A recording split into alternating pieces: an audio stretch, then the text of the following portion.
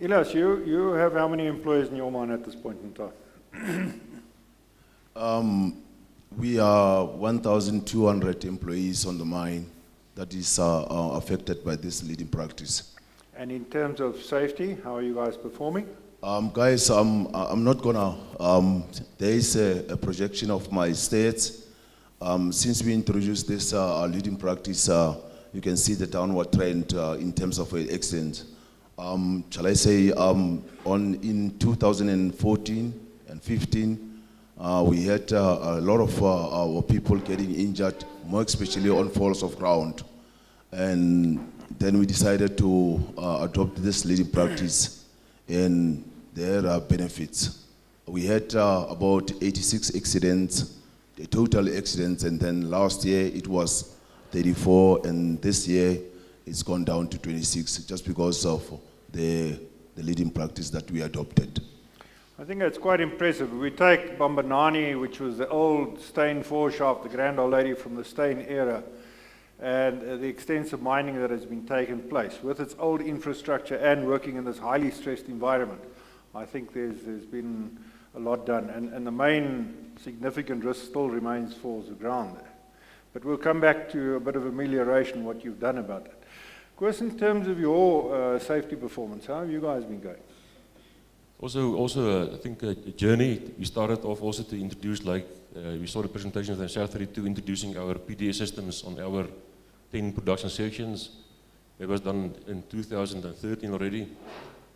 We also, when I started in 2014 in May, and now 2 years at the colliery, we had a lost birthday case rate of 0.36. That came down over this last 2 years to a 0 in end of April. It's good to see that we have in 12 months with that lost time. And if you look at our recordable case rate, that came down from a 0.97 to a 0.26. So we had a good trend there. Also, our methane trips, we also measured them, also came down quite good.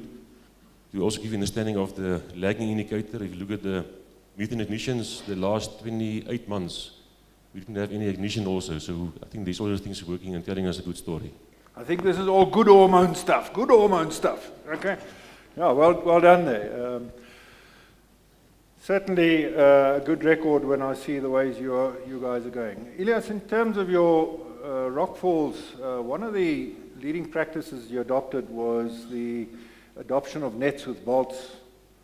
Can you tell us a bit more about how your adoption program, why did you go nets and bolts, what has it done for you, how have you influenced your employees to be able to accept this?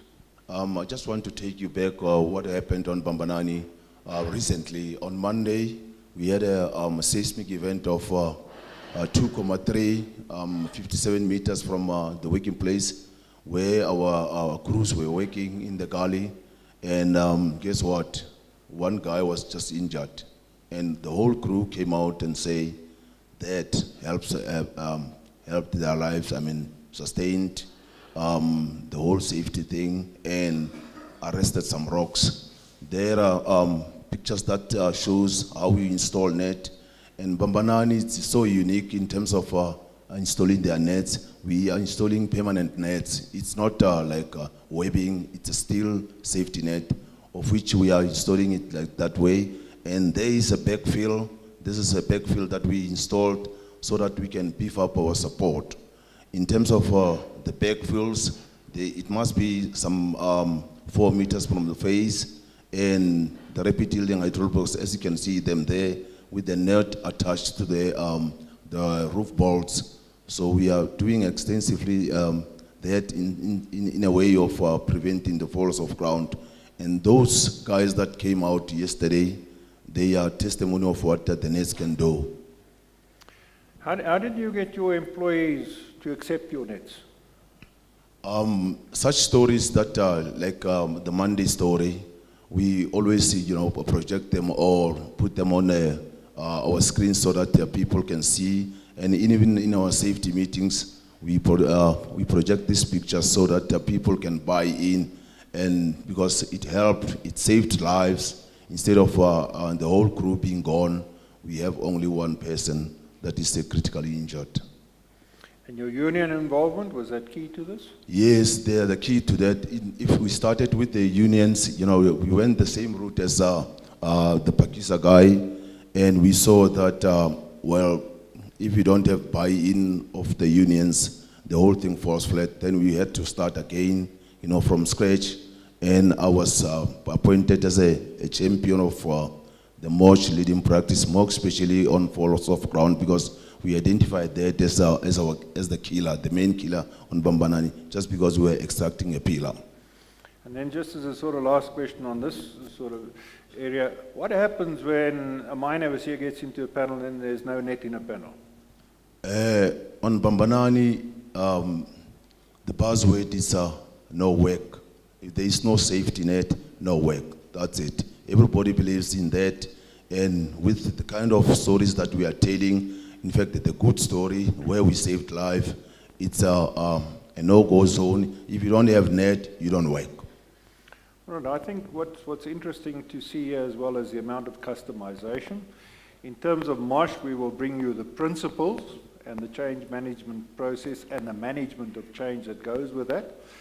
And then you adapt to your certain conditions. And here we can see that they've actually gone for a steel-laced steel net, and it's a permanent installation net, so it's not removed at the end of the day. And I think currently they're looking at sort of face protection as well due to the stress regime they're working from. But I think, Wilson, on your side, Sassel, you've looked at the safe declaration and the type, as Chris says, TRAP process. How did this come about and how has it worked for you? Well, we started off with the implementation in the production sections. I think it's the easier area because you have the people there active and go on. We implemented that in the production sections and we saw a good improvement around the fall of ground. We actually, very good. If you look at the stats in social mining all over, the trends around fall of ground came down dramatically. But we still have a challenge in the back areas. The back areas is big, as I mentioned, on one mine, the old mine.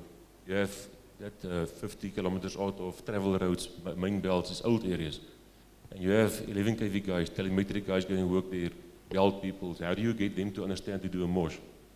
So we then redesigned the Mosh form to cater for the guys that move around quite a bit in a mine and make sure that they do a Mosh every time they start doing a job to declare the area safe. And that helped us a lot to get that ordered in that area then. But we also not do it just with that. We also include that as a tracking, we track it also. So we then used human engineering to track for us all the observations that comes in to make sure we get information. And we battled in the beginning. In the beginning we didn't have all the teams that participate. We had to get the teams to understand what's the value of that. And then currently we're standing about, at my mind now, at 6,000 observations that we get in a month. From where it was in the beginning, but close to 500,000 in the beginning of the stages. And also on that 6,000 we have 91% fixing of the deviations, and of those deviations, there's no high risk not fixed. We also track that, so make sure the high risk is fixed immediately. So we change the forms and make sure the guys understand the importance of that. And currently, I think the people understand the benefit. They see that it is helping them. Yeah, thank you very much. I think the old adage is if you measure, you can control. If you don't control, you can't manage. So I think that's part of it, Chris. But Chris, when you guys start seeing slippage in terms of conformance and stuff, how do you guys handle that? Conformance is more a leadership thing, because many of us, we think we get the ship boss, we get a man captain, you think now you're manager and people listen to you. And many of our supervisors, we saw this morning also with the presentation of that Dr. Peter, that we have to also develop people's emotional intelligence. And there's not a course you can say, but there's a course now for supervisor and you can do it. There's a course on Polk, there's a course on how to manage effective. But to bring it together, and we thought, but we've done that already. So we started off to track some leading indicators, but not critical controls like some of the mines, more operational things and the simple things. We started off to track the diesel equipment, because in the flameproof mine we must make sure the diesel equipment goes in for its maintenance every week, the flameproof inspection. And we battled with them because there's incidents, the guys didn't do that. So we said, well, let's track that with damages of machines. And we start also with some of the stuff we already have, is the safety officers' logbook reports. Look at 3 times occurrences that we see month after month after month. We look at the ventilation report, that also is a report we already have, you guys have it. You can see what's repeating from there. We started with those 3 things originally. Currently, we're tracking currently about 16 things, but we started with that and we said, I don't want to get the guy to be negative on him. So let's look at a different way. And we almost follow the same way as Dr. Peter's blue cards and yellow card system. We said, let's track it and say, if you have a deviation, there's rules. If you have a 6-weekly cycle for your diesel equipment to come in for maintenance, and every week, if you all start green, everybody would like to have a green or a blue color. Start with green. And then if you don't bring it in on time for the flame-proof inspection or the maintenance, that week the color changes. But the color will change to yellow, and it will stay yellow for 6 weeks. In that 6 weeks, if you have another deviation, you can change to orange. But every time the color changes, in that meeting, the chief safety officer gives me, from the information I get from the planning department, whatever, a letter and say, Koos, Andre van Zyl changed color to yellow because he didn't bring in his LDV for his weekly inspection. And the rules is there. Take note. You can manage yourself down, or if it comes orange, you get another letter, or yellow, orange, and then red. Red, you come and present to this team why you battle to get this small thing in place. So the idea of this is to make sure that people want to manage themselves, because you want to get the guys to self-manage them and get mature around that. So we started with that. In the beginning, there's a few guys that tested us. They test to see the system. And it's obviously minors. If you don't test the system, you're not minors. So we had them in, and they had a very good discussion. Some guys' discussions were very mature because they come up and say they dropped the pants, the water line was dropped, and they said, but this went wrong. And some places we also had mistakes because our schedule wasn't right. So we fix things we see can help them. But some guys also then had to learn from that and understand how we can manage better. But the long story short, we eventually, I don't see many letters I give out anymore because the guys want to see them in green. So we give a nice applause to the guys who's green, and then 1 or 2 guys with the letter feel bad because they must go and improve. But then what I see recently is that they start to move back. So the supervisors start to get more mature. And that's a positive way of getting the guys to understand they are accountable and they must start doing what they're supposed to do. And that obviously, that operational discipline have improved now, and it also have a positive spin on all other things you're doing on the mine. So it's amazing to see how that development helped the guys. That's positive management of accountability, I think. And you ask guys if they want to go back to the coaching session? They don't like to be there, but I must say, some of them is like any change management, you go through stormy waters. But if you ask the guys now, if you ask me also, there's some guys that really matured around how they grew. Some guys in the middle, almost there, and some not a handful, a few guys, 1 or 2 guys still that haven't grown as a lot. But I think it's natural. If you look at anybody sitting here, some guys are faster and some are slower, some are thicker, some are thinner. So some people develop slower. So, but it's important to see that the majority have moved on. And what's important also, after our discussion, I got an article around coaching. And the coaching article was very scientific, and it actually explains why the system that we do there actually is working. It says in the beginning, if you want to coach, people actually like to be coached, positive coached. Like we said, they want to get positive feedback and coaching. But they said in the beginning, the trust is very little. And as you go along with this, trust will grow. But in the beginning, you must be very structured. You have to be structured and say, investigate that, come and tell me what's going to happen, coach the guy around it. And over time, as you get more trust, the coaching, the structure becomes less. So you have the more trust and the guys start doing it themselves. So it's interesting to see that there's scientific proof also behind what we're doing. Change through people. Right. Elias, in terms of the adoption you guys have seen at Bambanani, has that impacted on your management rapport with your people? Has it changed the way you as management look at your people on your mine? In fact, the whole thing is positive. Our management is positive in terms of supporting us. And again, to show that they employed one of the subject matter expert in terms of the mindset change. I was happy when Dr. Peter van Jansveld was talking about mindset change. We are currently wrapping up the mindset change on our people. And actually, we are taking crews from underground, not one person, crews with their leaders, everybody, and on one day, and then we are training them in terms of our mindset change. We've seen that with all the COPs and the standard and the leading practice, we need to do something again to fortify our effort in terms of force of ground. That's why we hired somebody on the mindset change. I think I can still recommend to you again, doctor, to come to our shaft. I think just before we go over to a video, just one thing that struck me in our visit to Sasol some time back, we spoke to Koos, and Duncan asked him the question, Koos, are you happy? Are you getting job satisfaction? And I think there was you said 80% of your job you enjoy very much. There's still a 20%, but I think that enthusiasm you can see with the teams you go down. Right from organization in the car park where you get, although for Rina, I think they had parking up there, but not for Duncan and I. But you see the positivity going through, all the organizing, all the enthusiasm from Pierre, from yourself, from John. It's just nice to get there and to see that this change that has taken place. So that's been very positive. Thank you very much for that. I want to show a short video clip with Craig. Thank you very much for Glencore for allowing us to show this. The video clip is about the application of TARP. They had an incident, and where TARP actually assisted them to avert what I would call a disaster. So thank you very much for that. And then after that, we can have a few questions if you wish. Duncan, if you'd get the necessary up for us, please.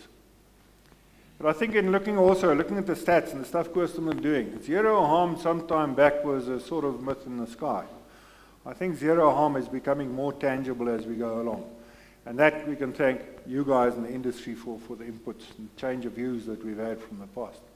I can recollect when I started off in the safety world, we spoke about seismic events. Oh, it's act of God. Today we have rare problems with seismicity. Right, thanks, Duncan.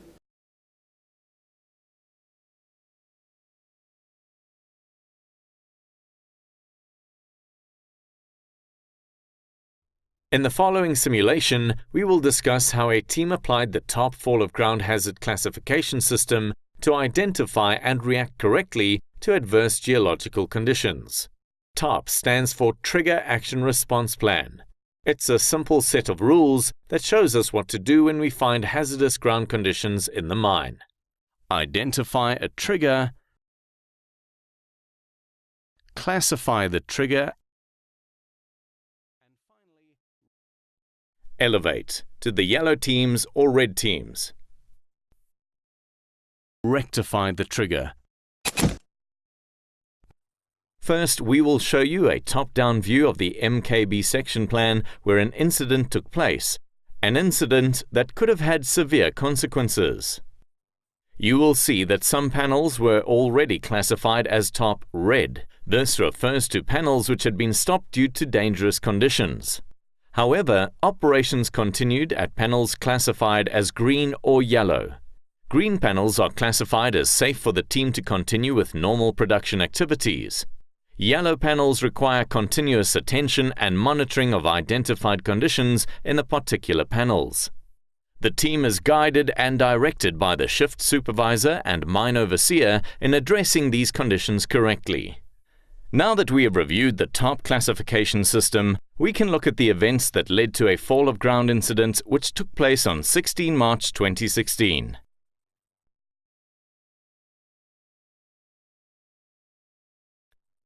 During planning, it was reported that the team encountered production issues on the eastern side of the section.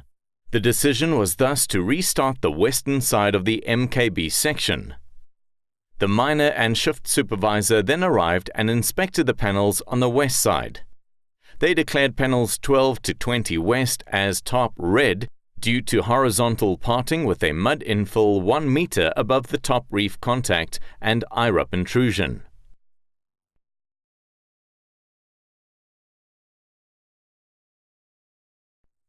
The TARP team visited the MKB section and panels 12 to 15 west. They were declared as top yellow and support spacing reduced from 1.5 meters by 1.5 meters to 1 meter by 1 meter. Panels 16 to 20 were permanently stopped, barricaded off and continuously monitored.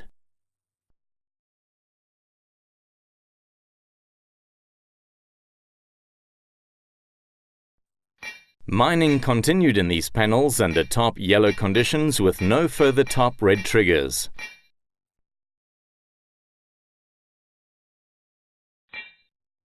follow-up inspection was conducted to audit compliance to recommendations issued on February 26, 2016. Everything was found to be in order and conditions were deemed to be top yellow.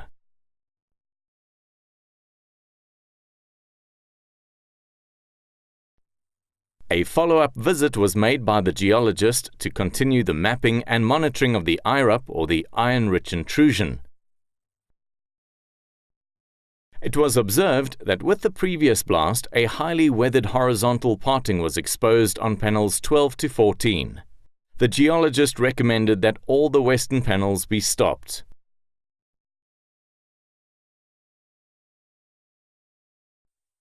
The mine manager issued an instruction in the beginning of the shift to stop the western panels in the MKB section.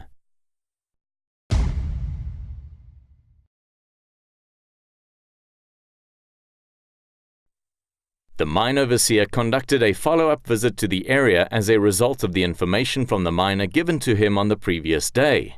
The miner reported that the thickness of the horizontal parting was increasing.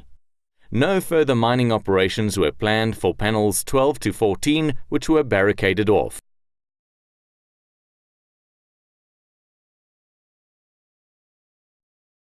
A massive, uncontrolled fall of ground of approximately 1,714 tons occurred at approximately 11 o'clock in the back area of Panel 13 West.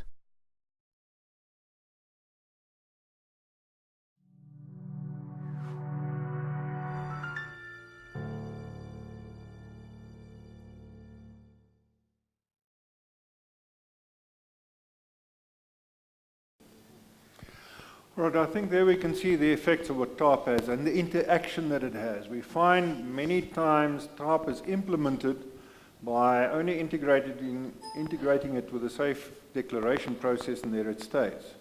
But the information is not disseminated through to the other groups and interaction with that. And that's where this adoption of this process comes in. And I find especially in these cases we can see where this is working as well. So you can use it positively and it can make a difference for you. At that point in time, I don't think are there any other questions at this point in time? Okay, I do have a question. And guys, ladies and gents, this is really, really good. When we visited them, the one thing that was really obvious is, yes, organization from the outside, the cleanliness, the values, and all of that was there. And even the strategy and all of that. But I did not expect to get the same picture underground. So how did you guys get it right? Then when the miner spoke to us, that he could explain the whole strategy, where does his job fit in, and he did a perfect slam. How did you guys get it right? Only two ways, or two methods that you used to get that right. Chris, you want to comment? From our side at Sasol Mining, if you look at the communication must go through, and if you make a presentation to send anybody from leadership in Sasol or external people, it's important that the strategy that you have there must be through to the mine captain level, shift boss level, and also down to the floor level. And a lot of things we do is coach people, because it doesn't help you say something on surface and you have certain things, but go on the ground, you don't coach. It's important for us. The slam, for example, you talk about. I get to a section also, and for the Mosh examination, I ask the guys, where's your sounding bar? Where's the pinch bar? Let's stand from the bucket area where we stop. Show me the roof, because I'm not getting there every day. So while doing that, we show the example of it's important to do that. Same with the slam. You'll ask the guys, before we go in, I don't want to hear you tell me, course, the risk is this and this. You must, through the slam process, tell me, course, we have a high risk in our sidewalls because we have slips, and we have a good housekeeping, there's water in the section. So because the slam process will guide you in some of these things. So if we do that, all of us do the coaching part, it'll help a lot. And obviously coaching is important, and coaching in the right way. You come in there and give it to the guy, like in the wrong negative, it won't help. Be positive around it. Start off and ask him his name, you know, I think that's the correct way. To add value, that'll help a lot, because then he also understands why he's doing it. So coaching is also important. Make sure that people understand what you expect from them.